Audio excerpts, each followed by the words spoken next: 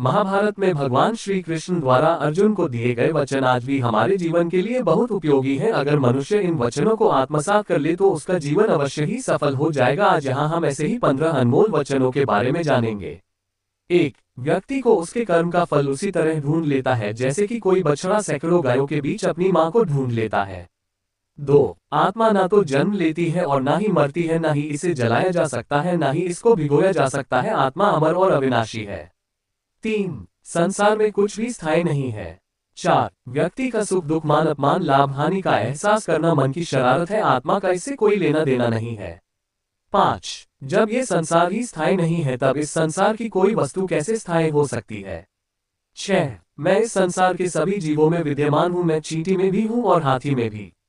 7. संसार के सारे रिश्ते नश्वर हैं और केवल शरीर से जुड़े हुए हैं। जैसे ही व्यक्ति की मृत्यु होती है और आत्मा शरीर को छोड़ देती है, आत्मा का शरीर से जुड़े रिश्तों से कोई नाता नहीं रहता।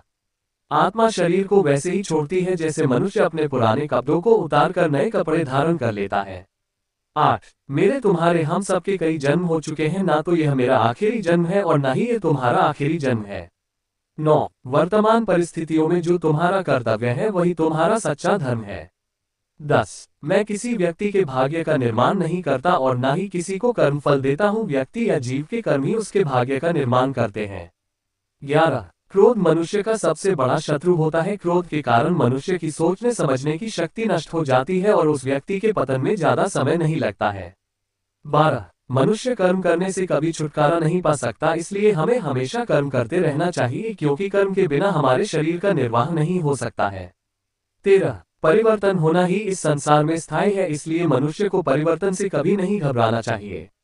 14. मनुष्य का अपने मन को नियंत्रित रखना किसी घोड़े के नवजात शिशु को नियंत्रण में रखना जितना कठिन कार्य होता है। 15. आखिरी लाइन, आप हमारे चैनल से जुड़े और ऐसे ही श्री कृष्णा वाणी सुने। हमारे चैनल को सब्सक्राइब कर लें। अगर आपको भी सनातन धर्म में रुचि है तो आप हमारे चैनल को सब्सक्राइब जरूर करें।